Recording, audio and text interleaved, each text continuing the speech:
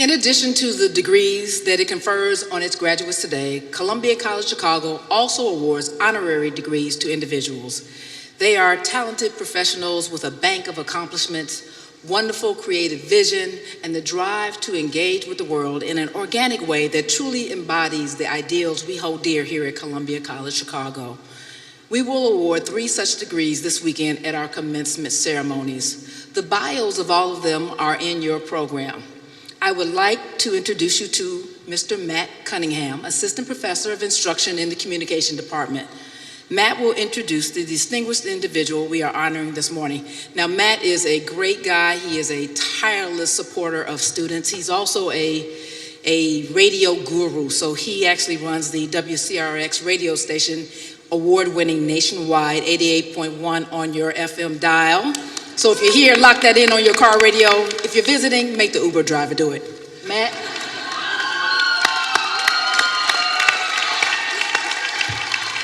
What an emotional couple days here, guys. I hope I can get through. To Dr. Kim, our Board of Trustees, our amazing faculty and staff, supportive parents, and awesome graduates. I'm honored to introduce our guest speaker today. I had 2 concerns when Dr. Kim asked me to introduce our nominee. First, would I have an allergy-induced sneezing fit while on stage? And second, would I be able to get through this without choking up? So we're about to find out. When I first met Tony Sarabia, I had just finished my coursework here at Columbia College in radio. Just like you sitting here, I was hopeful about finding my dream job, one that would allow me to be passionate and creative and tell important stories. In order to do that, I needed to start with an internship. And I found a great one. 2 days a week at 5 a.m. and to the studios at WBEZ. That's Chicago's NPR affiliate on Navy Pier. All before my full-time temp job would start. My task was to pull audio clips and write scripts for Tony's morning newscasts. Let's just say that Tony is a very, very patient man. Every morning I would help him, or he would help me rewrite my scripts almost entirely before reading them on air. He understood my passion for the medium and for working at WBEZ, and he would choose his words carefully. He always encouraged me. That summer, he took me to the Maxwell Street Flea Market to gather sound and clips for a story he was working on. Half the time was spent doing interviews, and the other half was spent hearing Tony talk about how much edgier the market used to be. It was an incredible privilege to learn the rich history of Chicago from its #1 fan. His stories about growing up in Pilsen and attending suburban Oak Park River Forest High School gave me a great perspective on this city.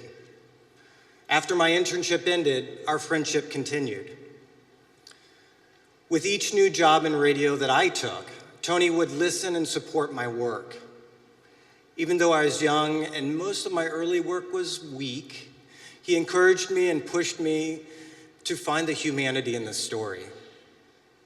Tony's advice to me as a young journalist was to toughen up, develop a thicker skin. The more I got to know him, the clearer it became that his thick journalistic skin protected his even bigger heart. Tony's passion for finding the humanity in the story is always there. Whether he's interviewing a music legend or a Chicago mayor, or giving us a peek into his family's tamale-making tradition. He is a proud father, a loving son and brother, and a faithful partner. Over the years, I have been amazed at Tony's reinventions at WBEZ. Each new role has allowed him to evolve and adapt to the new challenges. Waking up early to bring us the morning news, working long hours as a general assignment reporter, sharing his passion for music every Friday night as host of Radio M, and asking the tough questions we all want the answers to do as a host of a daily news program. He approaches every challenge with calm authority. And despite the long hours, Tony has always been generous with his time, support, and guidance. I truly lucked out with that internship, which resulted in meeting a mentor, a colleague, and a friend. Thanks to his work, Chicagoans have a deeper knowledge, perspective, and love for our city. So for this, President Kim, and so many other reasons, I present Tony Sarabia to receive the degree of Doctor in the Arts.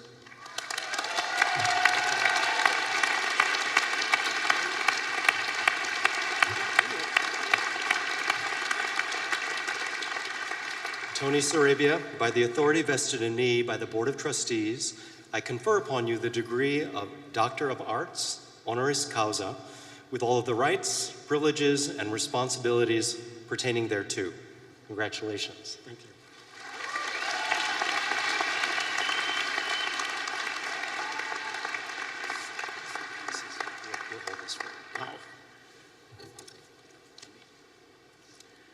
We all know how expensive frames are, but I'm going to spring for that one.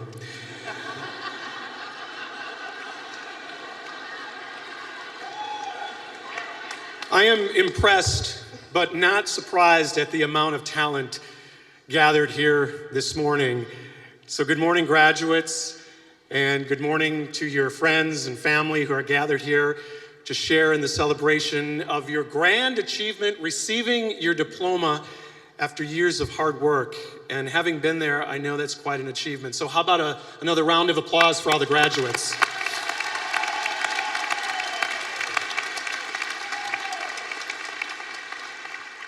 I gotta tell you, I'm pretty thrilled and honored to have been asked here to deliver what I hope are some inspiring words as you head into the next chapter of your life. And it's also very humbling to receive this honorary degree. I want to thank Columbia and President Kim for the recognition of my life and work here in Chicago. Now, here's the thing, the way I see it. You are at the precipice of reinvention today. And as you look out, some of you may get vertigo and step back, unsure of what to do next now that you're going to be in the real world. Or maybe you're just itching to take that leap unhindered by the unknown, or rather, fear, right? Fear of failure. You know, it doesn't matter which camp you place yourself because you've gotten this far as a result of your tenacity, support from family and friends, and of course the commitment of the teachers. So I want to focus on this idea of reinvention because that's what you're about to undertake when you leave this beautiful historic place today with your diploma in hand. You're going from one identity, student, to another. You fill in the blank. Reinventing oneself is exciting, daunting, scary, exhilarating, so much more. You know, you tell yourself, okay, this is who I'm going to be now. This is what I'm going to do with my life, for now anyway. And then those pesky details, the fine print, begin to reveal themselves, and you start getting that, and we've all gotten that pain in our gut, right? That pulsating, dull pain. That's okay, because fear is as natural a feeling as happiness. And let's face it, everyone in this room, I bet, has at least had one bout of fear of not succeeding, whatever the task in front of us. A woman who made her mark in Chicago and has gone on to become one of the most successful media figures, as well as a pretty damn good actor, once said, there is no such thing as failure. Failure is just life trying to move us in another direction. Words of wisdom from Oprah Winfrey. I know, right? Easy for her to say. But if I had the chance to ask her, I bet she'd say early in her career, there was lots of fear. After all, back then, the cards were still stacked against her. A woman, an African-American woman, trying to break into a white, male-dominated field. But she persevered, and we all know how that turned out for her. You know, when it comes to reinvention, there's no clear path, no generally agreed-upon roadmap. You may have an epiphany and decide you want to take on something totally new and then start planning. Or you may plan on going in a different direction, but have no idea where that journey is going to take you.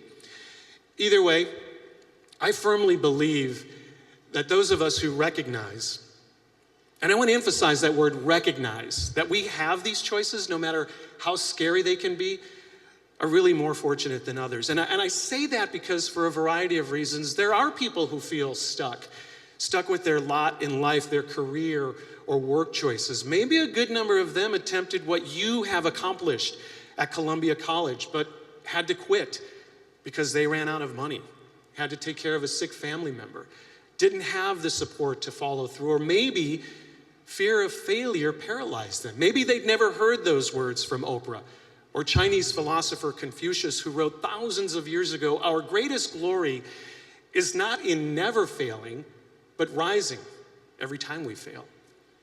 Your diligence and commitment to the end goal that brought you here today, that's a sign that you're on a great road. But I want you all to take stock of those who helped you along the way, because you're going to continue to need mentors, friends, families as you embark on your reinvention. I got to tell you, back in the fall of 1981, I would have never imagined standing right here in the auditorium theater delivering a commencement address. That's the year I began to where you are today. I was an incoming freshman at Columbia, and I was starting with a group of students. We were starting in the radio department, and we were at the 600 South Michigan building where the department was located, and the cafeteria back then. Those were the early days of the school's modern era.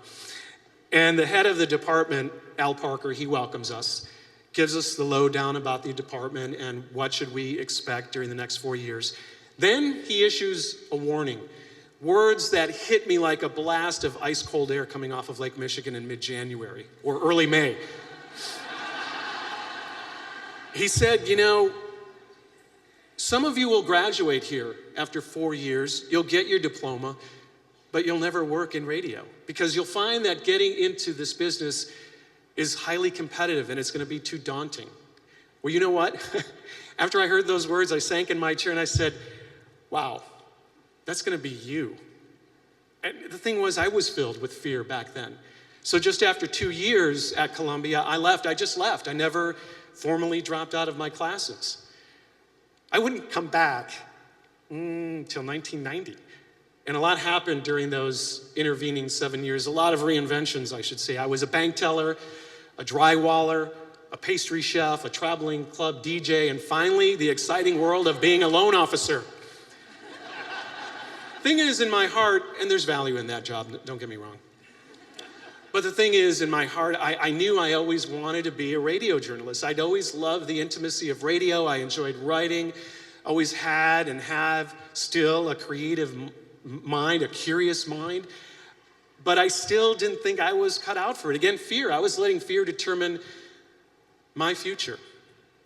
Obviously, you being here today, at the end of one road, merging on to a new one, you've demonstrated more courage, a hell of a lot more courage than I had back then. I returned to Columbia in large part due to the tremendous support of my now former wife, Lori.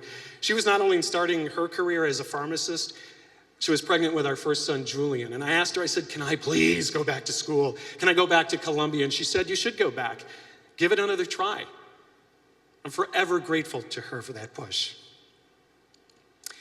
So now I'm gonna get all verklempt. So anyway, here I was reinventing myself yet again, only this time the stakes were a lot higher. I told myself, if you can't accomplish this in 2 years, because I had the equivalent of 2 years left, and break into radio, you gotta move on because you got a growing family to help support. Like you, my end goal was not only to get that diploma, but to engage in the passion that brought me to Columbia in the first place.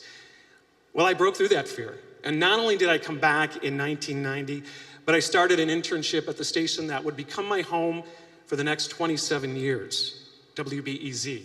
Now let's just say I got a lead on the opportunity from Al Parker, but the rest, calling, persevering, saying thank you, showing up on time, helped land that first gig. And in a way, I allowed my fear of failure to push me to success. So as you all sit here in your cap and gown, maybe you're not sure how to even begin to realize your passion, let alone your passion as a paying gig, right? After all, you're getting a degree in the creative field. Something else Al Parker said to us incoming freshmen back in 1981 It's not like you can walk into a radio station, show them your degree, and they're going to say, hey, you got the job. I mean, these are fields that require a different kind of hard work than someone studying to become, say, a pharmacist or an attorney.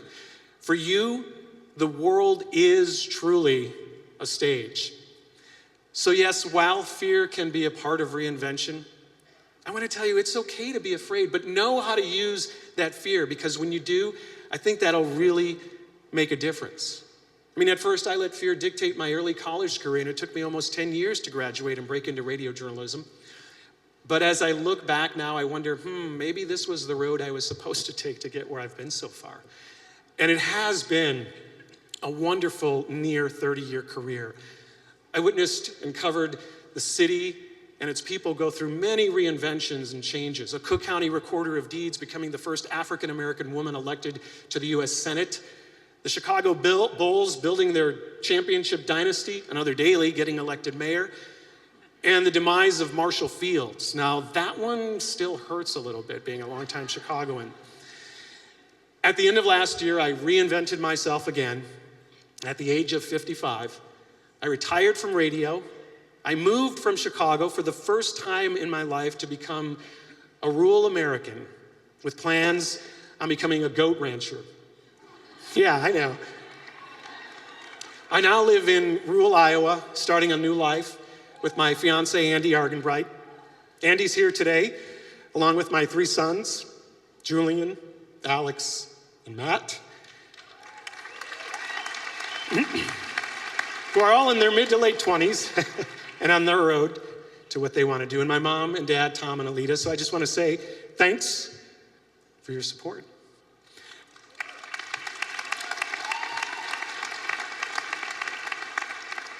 Now, has this reinvention been scary? Yeah. Has it been challenging? You bet. I could do an entire speech just on that, but instead I've been keeping a journal. Andy and I are keeping our fingers crossed that we'll come out the other side with a nice sized herd of goats, a flock of chickens, maybe a grove of chestnut trees, and other accomplishments we can be proud and grateful for the opportunity at reinvention. You know, as I was reflecting on my radio journalism career while preparing for this address, I realized once again how this city has always been about reinvention. For better or worse, Chicago embraces change. Heck, look what just recently took place. Voters elected the city's first openly gay African-American woman mayor. That is quite a change. Now, don't get me wrong, Chicago still needs to undertake more change to make it a city where all its residents can participate and call it home with a great sense of pride. And I believe for you, it's an exciting time to call Chicago home, especially because you can help affect change through your work, through your dedication to your craft. You know, we often hear about the need for creative solutions to the many challenges facing us today, from reducing poverty and coping with violence-related trauma to creating more economic opportunities for everyone. I mean, who better to tackle those challenges than you, the writer, the dancer, the creative arts therapist, the actor, or stage director, right? Now, you may think right now, though, at this moment that your work is kind of limited, but I have to tell you, there are a vast number of ways you can use your creativity to help make life better, not only for yourselves, but your fellow citizens. I mean, think about it. Think about all the creative people and organizations today, a lot of them are here, that are helping to make a difference by channeling their passions into that work. That could be you. So as you look to your future away from this institution and the transitions that lie ahead, your next reinvention, remember it's a work in progress, and being afraid is okay. I want to end by saying, I've learned a lot growing up in Chicago, spending my whole life in Chicago, and it's made me aware of quite a few of our quirks, our level of parochialism to some extent. But one of the things that sticks with me is that we are so passionate about sports. We are a sports town. So I'll leave you with this from Bulls legend Michael Jordan. I've missed more than 9,000 shots in my career. I've lost almost 300 games. 26 times I've been trusted to take the game-winning shot, and I've missed. I've failed over and over and over again in my life. and that is why I succeed. Congratulations, Columbia class of 2019, and best of luck to you on your next chapter, your next reinvention. Thank you.